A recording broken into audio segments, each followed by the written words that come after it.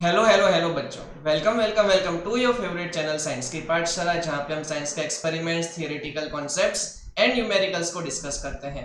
आज के इस लेक्चर में हम डिस्कस करने वाले हैं chapter number 1 chemical reaction and equations के असर्शन रीजन टाइप के questions, objectives and case study. इससे पहले मैंने आप लोगों को चैप्टर नंबर 9 लाइट और chapter number 2 acid basis and salts के ये पर्टिकुलर टाइप के क्वेश्चंस की प्रैक्टिस करवाई थी। वो वीडियो अगर आपने मिस किया है तो उसकी लिंक नीचे आपको डिस्क्रिप्शन में मिल जाएगी, वहां पे जाके आप वो वीडियो को चेक कर सकते हैं। आप लोगों को पता है कि ये पर्टिकुलर टाइप के क्वेश्चंस आपके लिए मोस्ट इंपॉर्टेंट है, बिकॉज आपको इसमें मिलेंगे या तो फुल मार्क्स या तो मिलेंगे 0 मार्क्स। बिना टाइम वेस्ट किए हम ये चैप्टर की प्रैक्टिस स्टार्ट करते हैं। क्या बात है सर। फर्स्ट क्वेश्चन में हमें गिवन है which information is not obtained from balanced chemical equation. मान लो आपको कोई केमिकल इक्वेशन गिवन है जो बैलेंस्ड है, उससे हमें कौन सी इंफॉर्मेशन पता नहीं चलती। फर्स्ट ऑप्शन हमें पूछा है physical states of reactants and products. तो अगर आप लोगों ने नोटिस किया हो तो जब भी हम केमिकल रिएक्शन लिखते हैं तो वहां पे हमने ब्रैकेट में ऐसे सॉलिड, लिक्विड, गैस ये सब कुछ हमने देखा था। दैट मीन्स फिजिकल स्टेट हमें केमिकल रिएक्शन से पता चल जाते हैं। सेकंड लिखा है symbols and formula of substances involved in a particular reaction. तो केमिकल रिएक्शन के अंदर हमने सिंबल और फॉर्मूला ऑब्वियसली मेंशन किए हैं, तो ये हमें डेटा भी मिल जाता है। थर्ड ऑप्शन गिवन है number of atoms and molecules of the reactants and product formed. जब भी हम बैलेंस करते हैं किसी भी केमिकल रिएक्शन को, तो उस केस में वहां पे नंबर ऑफ एटम्स और मॉलिक्यूल्स भी हमें पता चल जाते हैं। ये क्वेश्चन के अंदर हमें कौन सी इंफॉर्मेशन पता नहीं चलती उसके बारे में पूछा है। और लास्ट ऑप्शन जो है उसमें लिखा है weather a particular reaction is actually feasible और नॉट। मतलब कि क्या वो पर्टिकुलर रिएक्शन होगा कि नहीं होगा, वो पार्ट हमें पता नहीं चलता है। दैट मीन्स हम टिक कर देंगे ऑप्शन नंबर डी। क्वेश्चन 2 के अंदर पूछा है which of the following are exothermic reaction. Exothermic reaction का मतलब होता है कि जहां पे हीट रिलीज होती है, ठीक है, आप लोगों को याद रखना है, और टेम्परेचर राइज होगा, टेम्परेचर भी इंक्रीज होगा और हीट रिलीज होगी, तो वो हमें एक्सोथर्मिक रिएक्शन कहते हैं, ऐसा हमें मालूम होना चाहिए। फर्स्ट ऑप्शन मतलब गिवन है यहाँ पे स्टेटमेंट इवापोरेशन ऑफ वाटर। जब भी वाटर इवापोरेट होता है तो चैप्टर नंबर 9 में आपने देखा था कि उसकी वजह से कूलिंग होती है, तो ये ऑप्शन हमारा नहीं बनेगा। डाइल्यूशन ऑफ H2SO4, H2SO4 एक एसिड है। अब एसिड के साथ तुम वाटर को ऐड करोगे तो वहां से वेपर्स निकलते हैं, और वो वेपर्स जो है हीट के साथ रिलीज होते हैं, मतलब कि ये वाला जो है वो एक एक्सोथर्मिक रिएक्शन है। नेक्स्ट पूछा है reaction of water with quick lime. Quick lime का मतलब होता है कैल्शियम ऑक्साइड। उसको जब हम वाटर के साथ रिएक्ट करवाते हैं तो वहां पे कैल्शियम हाइड्रोक्साइड और हीट रिलीज होती है। दैट मीन्स ये भी हमारा एक्सोथर्मिक रिएक्शन हुआ। तो जो ऑप्शन के अंदर आपको सेकंड और थर्ड गिवन है वो आप टिक कर सकते हो। हम टिक कर देंगे यहाँ पे ऑप्शन डी। क्वेश्चन नंबर 3 के अंदर गिवन है एक रिएक्शन है 4NH3, ठीक है, यहाँ पे कर देंगे हम 3, मतलब कि अमोनिया है। अमोनिया को जब हम यहाँ पे ऑक्सीजन के साथ रिएक्ट करवाते हैं तो वहां पे nitrogen oxide and water vapour release होते हैं। अब ये कौन सा रिएक्शन है वो हमें आइडेंटिफाई करना है। फर्स्ट हमें दिया है डिस्प्लेसमेंट रिएक्शन। डिस्प्लेसमेंट रिएक्शन के अंदर क्या होता है वो आप लोगों को पता होना चाहिए। वहां पे एक हाईली रिएक्टिव एलिमेंट जो है वो दूसरे पर्टिकुलर कंपाउंड में से लोअर रिएक्टिव वाले एलिमेंट को डिस्प्लेस करता है, उसको हम कहते हैं डिस्प्लेसमेंट रिएक्शन। तो यहाँ पे ऐसा कुछ नहीं हो रहा है, वहां पे जो रिएक्शन होता है वो मेटल और एक कंपाउंड के बीच में होता है। यहाँ पे हमारे पास कोई मेटल नहीं है, दैट मीन्स डिस्प्लेसमेंट रिएक्शन नहीं होगा। नेक्स्ट है कंबशन रिएक्शन। जब भी आपको कहीं पे रिएक्टेंट में ऑक्सीजन दिखे ना तो याद रख लेना कि वो हमेशा कंबशन रिएक्शन होगा, तो ये हमारा पॉसिबल आंसर है। साथ साथ में थर्ड गिवन है रेडॉक्स रिएक्शन। रेडॉक्स रिएक्शन जो है वो कॉम्बिनेशन होता है of oxidation reaction and reduction reaction. तो यहाँ पे जब हम यहाँ पे ऑक्सीजन को ऐड कर रहे हैं तो ऑब्वियसली यहाँ पे ऑक्सीडेशन भी होगा और रिडक्शन भी हो ही रहा है। दैट मीन्स हम कह सकते हैं कि रेडॉक्स रिएक्शन भी यहाँ पे हुआ है। जैसे कि यहाँ पे 5O2 है, उसका कन्वर्जन हुआ है 6H2O में। यहाँ पे हाइड्रोजन जो है वो ऐड हो रहा है। जब हाइड्रोजन ऐड होता है तो हम कहते हैं रिडक्शन। और NH3 का कन्वर्जन हो रहा है NO में। तो यहाँ पे हाइड्रोजन चला गया और ऑक्सीजन आ गया, तो उसको हम कहते हैं ऑक्सीडेशन।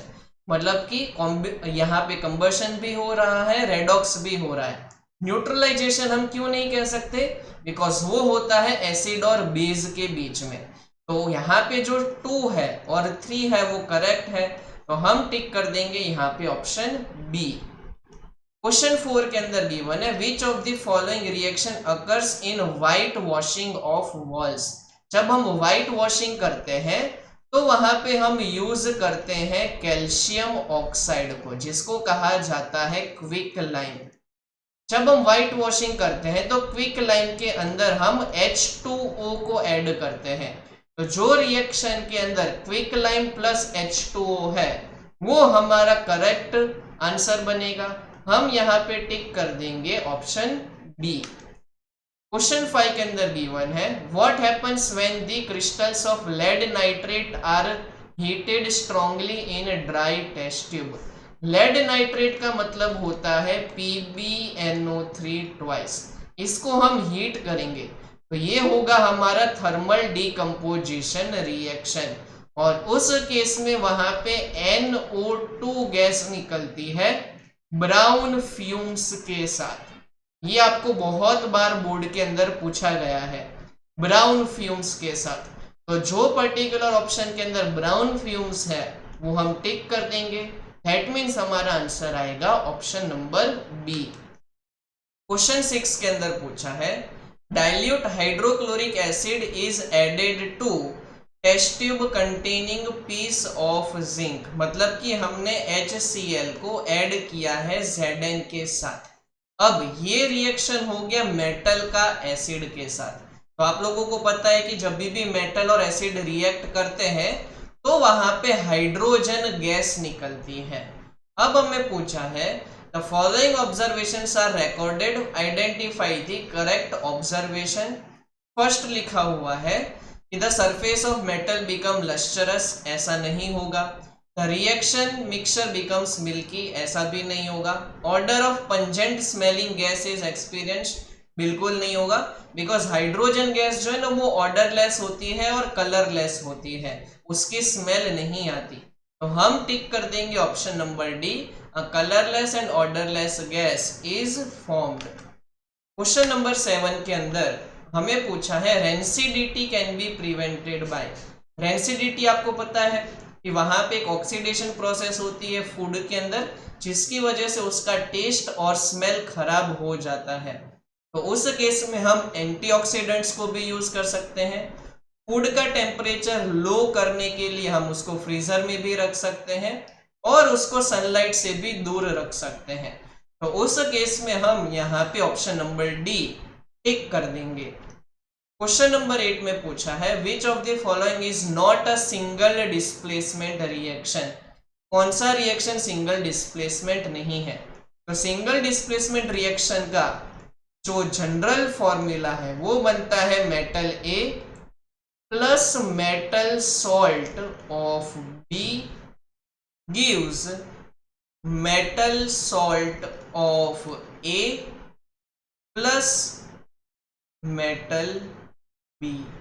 ठीक है, मेटल A जो है वो मेटल सॉल्ट जो B है उसको वहां से डिस्प्लेस करके मेटल सॉल्ट A का बना देता है और मेटल B वहां से चला जाता है। ठीक है, इस तरीके से यहाँ पे रिएक्शन होता है। तो यहाँ पे जब आपको ये पर्टिकुलर रिएक्शन दिखाई दे रहा है जहाँ पे हाइड्रोजन जो है वो हाईली रिएक्टिव होता है एज कंपेयर्ड टू कॉपर, तो उस केस में हाइड्रोजन कॉपर को डिस्प्लेस करके H2O बना देता है और Cu रिलीज हो जाता है। एक चीज आपको यहाँ पे याद रखनी होती है, एक्टिविटी सीरीज। अगर आपको एक्टिविटी सीरीज याद नहीं होगी तो डिस्प्लेसमेंट रिएक्शन के क्वेश्चन आप सॉल्व नहीं कर पाओगे। तो अकॉर्डिंग टू एक्टिविटी सीरीज ये पर्टिकुलर ऑप्शन करेक्ट है। अब नीचे वाला रिएक्शन देखो, Zn प्लस CuSO4, तो Zn ने यहाँ पे Cu को डिस्प्लेस करके ZnSO4 बना दिया, तो ये भी करेक्ट है। लास्ट वाला देखोगे तो Zn ने यहाँ पे H को डिस्प्लेस करके ZnCl2 बना दिया, ये भी करेक्ट है। तो ये वाला जो पर्टिकुलर रिएक्शन है वो पॉसिबल नहीं है। एक चीज नोटिस करना, डिस्प्लेसमेंट रिएक्शन के एंड में हमेशा कोई ना कोई एलिमेंट यानी कि मेटल आना चाहिए। यहाँ पे कंपाउंड आ रहा है जो पॉसिबल नहीं होता है, इसलिए हम टिक कर देंगे ऑप्शन नंबर सी, बिकॉज हमें नॉट अ डिस्प्लेसमेंट रिएक्शन निकालना था। क्वेश्चन 9 में पूछा है an element X on exposure of moist air turns reddish brown and new compound Y is formed. ठीक है, एक पर्टिकुलर मेटल है, ठीक है, ऑब्वियसली ऑप्शन से पता चल जाना चाहिए कि मेटल की बात कर रहे हैं, वो रेडिश ब्राउन कलर का हो जाता है जब वो मॉइस्ट एयर के साथ रिएक्ट करता है। अब रेडिश ब्राउन कलर देख के आपके दिमाग में है ना आयरन आ जाना चाहिए, बिकॉज आयरन का जो रस्ट होता है वो रेडिश ब्राउन कलर का होता है, और आयरन रस्ट का जो फॉर्मूला है वो होता है Fe2O3। तो जहां पे आयरन और Fe2O3 दिया है वो हमारा करेक्ट आंसर बनेगा। क्वेश्चन नंबर 10 के अंदर गिवन है आइडेंटिफाई द रिड्यूसिंग एजेंट। ये हमने चैप्टर के डिस्कशन में भी किया था। रिड्यूसिंग एजेंट हमें मिलता है ऑक्सीडेशन वाली प्रोसेस में। आप लोगों को ये रिएक्शन में आइडेंटिफाई करना है कहाँ पे ऑक्सीडेशन हो रहा है। ऑक्सीडेशन का मतलब होता है एडिशन ऑफ ऑक्सीजन और रिमूवल ऑफ हाइड्रोजन। इस केस में आप यहाँ पे नोटिस करोगे तो H2S का कन्वर्जन हो रहा है SO2 में। यहाँ पे हाइड्रोजन जो है वो रिमूव हो रहा है। जब हाइड्रोजन रिमूव होता है तो उसको हम कहते हैं ऑक्सीडेशन, और जहां पे ऑक्सीडेशन होता है उसका लेफ्ट साइड वाला रिएक्टेंट जो है वो रिड्यूसिंग एजेंट बनता है। तो हम टिक कर देंगे option number B H2S। Question number 11 में पूछा है डीकंपोजिशन ऑफ लेड नाइट्रेट। ये बहुत इंपॉर्टेंट रिएक्शन है, इससे पहले भी हमने देखा था। जब ये lead nitrate PbNO3 twice decompose होता है तो वहां पे lead oxide plus nitrogen dioxide और ऑक्सीजन गैस रिलीज होती है। What is the coefficient of nitrogen dioxide? Coefficient का मतलब कि जब हम इसको बैलेंस करेंगे तो NO2 के आगे कौन सी वैल्यू आएगी बैलेंस्ड इक्वेशन के टाइम पे। तो इसको जब आप बैलेंस करोगे तो यहाँ पे 2, यहाँ पे 2 और यहाँ पे 4 आता है। 2 and 2 और 4 ऐसे याद रखने का। दैट मीन्स हम यहाँ पे टिक कर देंगे ऑप्शन नंबर डी 4। क्वेश्चन 11 में पूछा है when reddish brown copper metal is heated it forms black solid surface. Which of the following statement is incorrect? कौन सा इनकरेक्ट है? जब हम कॉपर को हीट करते हैं, कॉपर को हीट कर रहे मतलब कि कॉपर के साथ ऑक्सीजन रिएक्ट करेगा तो वहां पे कॉपर ऑक्साइड का फॉर्मेशन होता है जिसका कलर ब्लैक होता है। ये आप लोगों को याद रखना है। इस केस के लिए हमें ये देखना है कि कौन सा पर्टिकुलर स्टेटमेंट जो है वो इनकरेक्ट है। तो ब्लैक कलर का सब्सटेंस बनता है, ये भी हमारा करेक्ट है। It is redox reaction, actual में रेडॉक्स नहीं कहेंगे, ये पर्टिकुलर रिएक्शन जो है वो ऑक्सीडेशन वाला है। It is a precipitation reaction, तो ये भी पॉसिबल नहीं होगा, ये इनकरेक्ट स्टेटमेंट है। ठीक है, तो ऑप्शन नंबर सी जो है वो हमारा इनकरेक्ट है।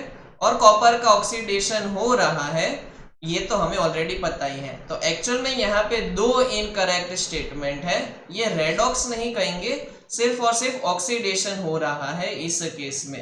दैट मीन्स ऑप्शन बी और सी दोनों के दोनों इनकरेक्ट है। क्वेश्चन नंबर 13 के अंदर दिया है the reaction of hydrogen gas with oxygen forms water, मतलब कि H2 और O2 मिलके बनाते हैं 2H2O, ये तो हमें ऑलरेडी पता ही है। अब ये कौन से टाइप का रिएक्शन है, तो कॉम्बिनेशन रिएक्शन भी हो रहा है, रेडॉक्स भी हो रहा है, साथ साथ में एक्सोथर्मिक भी होता है। दैट मीन्स हम यहाँ पे टिक कर देंगे ऑल ऑफ दिस। क्वेश्चन 14 में पूछा है ये पर्टिकुलर रिएक्शन और उसका हमें निकालना है करेक्ट स्टेटमेंट। अगर आप लोग नोटिस करोगे तो ये रेडॉक्स है, ये पर्टिकुलर कॉपर ऑक्साइड कॉपर में कन्वर्ट हो रहा है, यहाँ पे ऑक्सीजन चला जा रहा है इसलिए हम इसको कह देंगे हमारा रिडक्शनरी प्रोसेस, और H2 का कन्वर्जन हो रहा है H2O में, तो ये हमारा प्रोसेस है ऑक्सीडेशन वाला। तो जहां पे रिडक्शन होता है वो हमारा ऑक्सीडाइजिंग एजेंट होता है, और जहां पे ऑक्सीडेशन हो रहा है वो हमारा रिड्यूसिंग एजेंट होता है। तो इस केस के अंदर हम यहाँ पे देखेंगे फर्स्ट ऑप्शन में लिखा है CuO जो है वो ऑक्सीडाइजिंग एजेंट है, तो ये हमारा करेक्ट स्टेटमेंट हुआ। H2 अंडरगो ऑक्सीडेशन, हाइड्रोजन का ऑक्सीडेशन भी हो रहा है, ये एक टाइप का डिस्प्लेसमेंट रिएक्शन भी है, तो हम टिक कर देंगे हमारा option number D, all of the given. अब हम स्टार्ट करते हैं एजर्शन और रीजन टाइप के क्वेश्चंस। अब एजर्शन और रीजन के अंदर आपको स्टेटमेंट्स गिवन होते हैं। अगर आपको लगता है कि रीजन जो है वो एजर्शन स्टेटमेंट को करेक्ट एक्सप्लेन करता है तो आप टिक करोगे ऑप्शन ए। अगर आपको लगता है कि दोनों करेक्ट है लेकिन रीजन जो है वो करेक्ट एक्सप्लेनेशन नहीं दे रहा है तो आप टिक कर दोगे ऑप्शन बी। अगर आपको लगता है कि एजर्शन ट्रू है और रीजन फॉल्स है तो आप टिक करोगे ऑप्शन सी। और अगर आपको लगता है कि एजर्शन फॉल्स है और रीजन ट्रू है तो आप टिक कर दोगे ऑप्शन डी। फर्स्ट क्वेश्चन हमें गिवन है decomposition of vegetable matter into compost is an example of exothermic reaction. ये स्टेटमेंट ट्रू है, ये हमने देखा था जब हम चैप्टर का डिस्कशन कर रहे थे। अगर आपने चैप्टर का वीडियो नहीं देखा है तो उसकी लिंक भी नीचे डिस्क्रिप्शन में मिल जाएगी। सो यहाँ पे ये डिकम्पोजिशन रिएक्शन जो है वो एक्सोथर्मिक होता है, तो हम एजर्शन को ट्रू कंसीडर करेंगे। रीजन में दिया है एक्सोथर्मिक रिएक्शन के टाइम पे हीट इवॉल्व होती है, ये भी ट्रू है। दोनों स्टेटमेंट जो है वो करेक्ट है और रीजन जो है वो करेक्ट एक्सप्लेनेशन भी दे रहा है, तो हम टिक कर देंगे option number A. Question number 2 के अंदर गिवन है एजर्शन के अंदर when HCl is added to zinc granules, अभी हमने देखा था Zn प्लस HCl वाला जहां पे बनता था ZnCl2 प्लस H2। अब रीजन में लिखा है evolution of gas and change in colour indicate that the chemical reaction is taking place, मतलब कि केमिकल रिएक्शन के दौरान गैस भी निकलती है और चेंज इन कलर भी होता है। दोनों पर्टिकुलर स्टेटमेंट अपने आप में ट्रू है, लेकिन रीजन का जो है वो एजर्शन के साथ कोई लेना देना नहीं है। दैट मीन्स हम टिक कर देंगे ऑप्शन नंबर बी। क्वेश्चन 3 के अंदर गिवन है calcium carbonate when heated gives calcium oxide and water. जब भी हम CaCO3 को हीट करते हैं तो कैल्शियम ऑक्साइड और CO2 निकलता है, वाटर नहीं निकलता, तो एजर्शन हमारा फॉल्स हो गया। जब भी एजर्शन फॉल्स होता है तो हम टिक कर देते हैं ऑप्शन नंबर डी। क्वेश्चन 4 के अंदर गिवन है brown fumes are produced when lead nitrate is heated. थोड़ी देर पहले हमने देखा था NO2 गैस निकलती है ब्राउन फ्यूम्स के साथ, तो एजर्शन ट्रू है। Nitrogen dioxide gas is produced as by product due to the decomposition of lead nitrate, तो ये ऑब्वियसली ट्रू है, इसी रिएक्शन के साथ इसका लेना देना है। दैट मीन्स हम टिक कर देंगे ऑप्शन नंबर ए। क्वेश्चन 5 के अंदर गिवन है white silver chloride turns grey इन सनलाइट। इसको फोटो डीकंपोजिशन रिएक्शन कहते हैं कि जहां पे AgCl जो है वो Ag और Cl2 में डिकम्पोज हो जाता है, ठीक है, तो वो ग्रे कलर में कन्वर्ट हो जाता है, तो ये ट्रू हुआ। साथ साथ में decomposition of silver chloride in presence of sunlight takes place to form silver metal and chlorine, ये भी ट्रू हुआ, करेक्ट एक्सप्लेनेशन है, हम टिक कर देंगे ऑप्शन ए। क्वेश्चन 6 के अंदर गिवन है pungent smelling gas is produced when sulphur Burns in air, जब सल्फर बर्न होता है मतलब कि ऑक्सीजन के साथ रिएक्ट करता है तो वहां पे SO2 बनता है, ठीक है, जिसकी स्मेल पंजेंट होती है, तो ये ट्रू है। सल्फर ट्राइऑक्साइड इज फॉर्म्ड, ये गलत हो गया, सल्फर डाइऑक्साइड बनता है, तो एजर्शन ट्रू है, रीजन फॉल्स है, हम टिक कर देंगे ऑप्शन सी। क्वेश्चन 7 में पूछा है in a reaction of copper with oxygen copper serves as reducing agent, ठीक है, तो ये हमारा ट्रू है, ठीक है, हमने थोड़ी देर पहले ही देखा था ये। रीजन के अंदर गिवन है the substance which gains oxygen in a chemical reaction acts as reducing agent, ये भी ट्रू है, थोड़ी देर पहले हमने देखा था, तो हम टिक कर देंगे ऑप्शन ए। क्वेश्चन नंबर 8 के अंदर गिवन है in electrolysis of water the volume of hydrogen liberated is twice the volume of oxygen, ठीक है, ये हमने देखा ही था कि वहां पे 2H2 प्लस O2 का फॉर्मेशन होता है, हाइड्रोजन के आगे 2 आता है, ऑक्सीजन के आगे 1 आएगा, तो हमेशा जो हाइड्रोजन है वो 2 टाइम्स रहता है एज कंपेयर टू ऑक्सीजन। अब इसके नीचे पूछा है water has hydrogen oxygen in ratio of 1:2 by volume, तो देखो 2:1 था, 1:2 नहीं होता है, दैट मीन्स हम यहाँ पे टिक कर देंगे, एजर्शन हमारा करेक्ट है, जो हमारा रीजन है वो फॉल्स है, that means option number C. Question 9 के अंदर गिवन है corrosion of iron is commonly called rusting, ठीक है, उसको रस्टिंग कहते हैं, तो ये हमारा ट्रू है।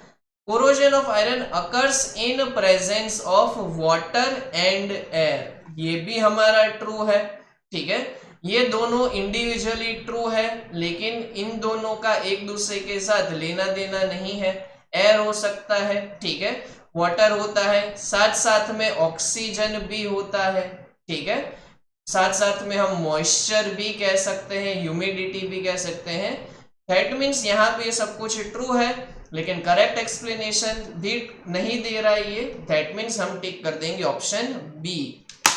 क्वेश्चन नंबर 10 के अंदर गिवन है the balancing of chemical equation is based on law of conservation of mass, ये ट्रू है, हम बैलेंस करते हैं जिसकी वजह से लेफ्ट हैंड साइड का मास और राइट हैंड साइड का मास इक्वल हो जाए, total mass of reactant is equal to total mass of product, तो करेक्ट एक्सप्लेनेशन भी दे रहा है, हम टिक कर देंगे option A.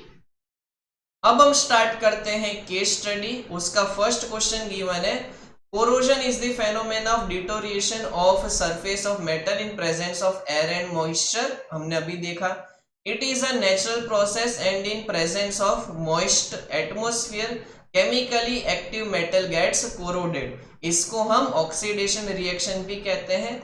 Rusting is the process when iron corrodes due to the exposure to the atmosphere.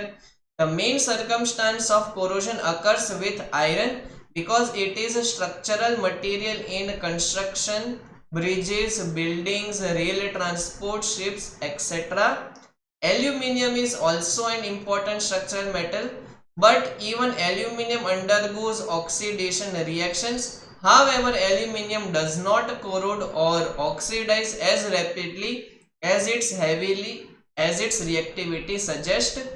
Copper corrodes and forms a basic green carbonate, ठीक है, तो हमें यहाँ पे आयरन के रस्टिंग, एल्यूमिनियम और कॉपर के बारे में इंफॉर्मेशन दी थी। अब हमें पूछा है रस्टिंग क्या होता है, तो रस्टिंग के अंदर क्या होता है, जब आयरन जो है वो कन्वर्ट हो जाता है आयरन ऑक्साइड में Fe2O3.H2O, जब वो रिएक्ट करता है एटमॉस्फेयर के अंदर प्रेजेंट मॉइस्चर के साथ, ठीक है, ऑक्सीजन के साथ, वाटर के साथ, तो उस केस में उसको हम कहते हैं रस्टिंग। सेकंड पूछा है which two metals do not corrode easily, तो जो रिएक्टिविटी सीरीज में सबसे नीचे आते हैं जैसे कि गोल्ड हो गया, प्लेटिनम हो गया, सिल्वर हो गया, ये सब इजीली कोरोड नहीं होते। क्वेश्चन 3 में पूछा है right the chemical name of compound formed on corrosion of silver. ठीक है, सिल्वर इजीली कोरोड नहीं होता, ठीक है, टाइम लगता है उसको कोरोड होने के लिए। तो जब भी सिल्वर H2S के साथ कंबाइन होता है तब वो कोरोड होता है। तो उस केस में Ag2S और H2 का फॉर्मेशन होता है। तो Ag2S मतलब कि हमारा सिल्वर सल्फाइड, वो एक केमिकल नेम है जो सिल्वर का कोरोजन होता है तब बनता है। अब पूछा है कोरोजन कौन से टाइप का रिएक्शन है, तो वो ऑक्सीडेशन रिएक्शन है, वो हमें वो थियरी के अंदर ही गिवन था। अब case study number 2, oxidation is a process of gaining oxygen और लूजिंग हाइड्रोजन। रिडक्शन के अंदर लूजिंग ऑफ ऑक्सीजन और गेनिंग ऑफ हाइड्रोजन होता है। The substance which undergoes oxidation is called reducing agent और the substance which undergoes reduction is called oxidizing agent। ये सब कुछ आपको पता ही है। Oxidation and reduction always takes place together and this type of reaction are called redox reaction। और हमें यहाँ पे कुछ एग्जाम्पल्स उसके दिए हैं ऑक्सीडेशन और रिडक्शन के। हमें पूछा है give two example of oxidation reaction from your daily everyday life. ठीक है, हमें पता है कि हमारी डेली लाइफ में जहां पे ऑक्सीडेशन होता है उसको हम कोरोजन कहते हैं और दूसरा जो एग्जांपल है उसको हम कहते हैं रेंसिडिटी। अब यहाँ पे पूछा है रिएक्शन नंबर 3 और रिएक्शन नंबर 6 में कौन सा ऑक्सीडाइजिंग एजेंट है। ऑक्सीडाइजिंग एजेंट हमें मिलता है रिडक्शन वाली प्रोसेस में। तो जहां पे रिडक्शन हो रहा है जैसे कि CuSO4 का कन्वर्जन हो रहा है Cu में, यहाँ पे ऑक्सीजन चला गया, ये हमारा रिडक्शन है, तो ऑक्सीडाइजिंग एजेंट हमारा बनेगा CuSO4। अब 6th वाले रिएक्शन में कॉपर ऑक्साइड का कन्वर्जन हो रहा है कॉपर के अंदर, ये एक रिडक्शन है, तो हमारा पर्टिकुलर ऑक्सीडाइजिंग एजेंट बनेगा CuO। थर्ड के अंदर पूछा है which of the following is an oxidising agent. Oxidising agent दूसरों को ऑक्सीडाइज कर देता है, वो दूसरों को इसीलिए ऑक्सीडाइज कर देता है बिकॉज उनके पास खुद का ऑक्सीजन होता है। तो यहाँ पे potassium permanganate and potassium dichromate, उनके पास ऑक्सीजन है, तो ये दूसरों को ऑक्सीजन डोनेट कर देंगे, तो वो बन जाएंगे ऑक्सीडाइजिंग एजेंट। हम टिक कर देंगे ऑप्शन डी। अब पूछा है out of oxidation and reduction which reaction takes place at anode. Anode के ऊपर कौन सा रिएक्शन होता है। ठीक है, एनोड के ऊपर वहां पे इलेक्ट्रॉन लूज होता है, ये आपको पता होना चाहिए। ठीक है, इलेक्ट्रॉन जब भी लूज होता है तो उसको हम कहते हैं ऑक्सीडेशन। तो एनोड के ऊपर हमेशा होता है ऑक्सीडेशन, कैथोड के ऊपर इलेक्ट्रॉन गेन होते हैं, उसको हम कहते हैं रिडक्शन। केस स्टडी नंबर 3 हमें गिवन है A chemical reaction is representation of chemical change in terms of symbols, formulas of reactant and product। ये हमने आज ही ऑलरेडी देख लिया था। There are various types of chemical reaction like combination। आपको देखो अलग अलग टाइप के केमिकल रिएक्शन दे दिए हैं। जहां पे हीट रिलीज होती है उसको हम कहते हैं एक्सोथर्मिक रिएक्शन। जितने भी कंबशन रिएक्शन है वो सारे के सारे एक्सोथर्मिक रिएक्शन होते हैं। अब हमें पूछा है the chemical reaction in which single substance break into 2 और more simple substances by heating. जब भी हीट की बात आती है और वहां पे सब्सटेंस का ब्रेक डाउन होता है तो वो थर्मल होता है, तो हम टिक कर देंगे ऑप्शन ए। क्वेश्चन 2 के अंदर गिवन है massive force that pushes the rocket forward through space is generated due to. जब भी आपने देखा होगा कि रॉकेट लॉन्च होता है तो वहां पे बहुत ही ज्यादा फोर्स क्रिएट होता है जिसको हम थ्रस्ट कहते हैं।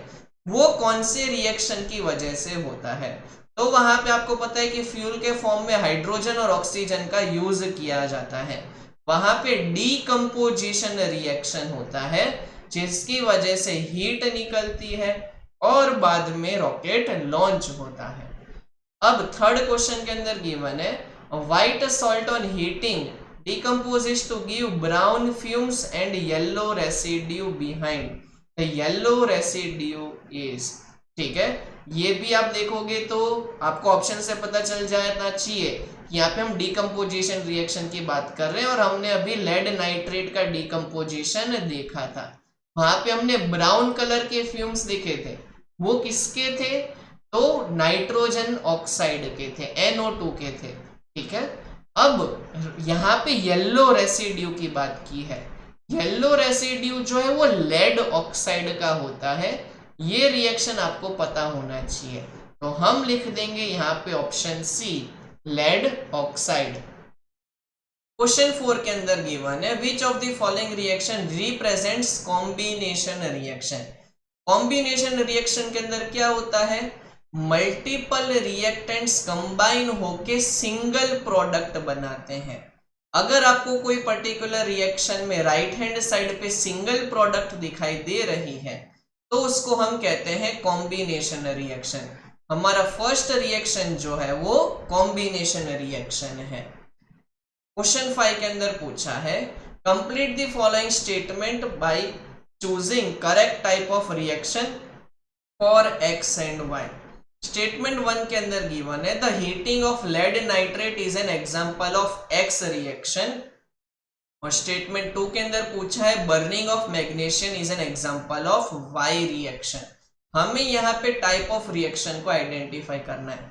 तो देखो यहाँ पे हमने हीट सप्लाई किया, ठीक है, तो ये थर्मल डीकंपोजिशन रिएक्शन है, तो यहाँ पे आएगा डीकंपोजिशन। अब मैग्नीशियम को हम बर्न करते हैं तो वहां पे ऑक्सीजन सपोर्ट करता है, तो मैग्नीशियम प्लस ऑक्सीजन बना देता है मैग्नीशियम ऑक्साइड। तो यहाँ पे एक सिंगल प्रोडक्ट बनता है जिसको हम कहते हैं कॉम्बिनेशन रिएक्शन। तो एक्स वाला डीकंपोजिशन है, वाई वाला कॉम्बिनेशन है, हम टिक कर देंगे ऑप्शन बी। को सब कुछ परफेक्टली समझ में आ गया होगा। फिर भी अगर आपको कोई डाउट है तो आप मुझे नीचे कमेंट सेक्शन में पूछ सकते हो। नेक्स्ट लेक्चर के अंदर हम human eye and its colourful world के सिमिलर टाइप के क्वेश्चंस के प्रैक्टिस करने वाले हैं। अब हम मिलेंगे नेक्स्ट वीडियो में। Until then goodbye and have fun. और ये वीडियो पसंद आया तो इस वीडियो को लाइक कर देना, चैनल को सब्सक्राइब कर देना और अपने फ्रेंड्स और फैमिली में इसको शेयर कर देना। Goodbye and have fun.